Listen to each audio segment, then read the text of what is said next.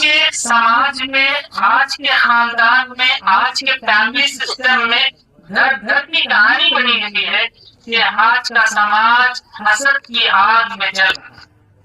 आज का समाज, आज का खानदान नफरत की आग में जल रहा है। नफरत उसको, हसद उसको, शर्म उसको अपने लपेट में ले चुका है।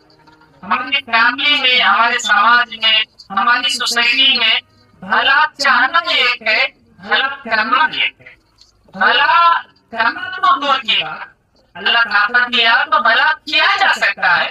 भला करना दूर की बात, इंसान भला चाहता ही नहीं, भला चाहता ही नहीं और उसका तसव्वुर भी नहीं कर सकता। घर घर की कहानी बनी हुई, एक भाई अच्छा बिजनेस में आगे बढ़ रहा है, एक बहन अच्छी तरक्की कर रही है, एक पूरा दोस्त अच्छा तरक्की कर रहा है, देख नहीं सकते, देखना पसंद नहीं, भाई उसके घर में खुला है, उसके घर में वो तरक्की कर लिया।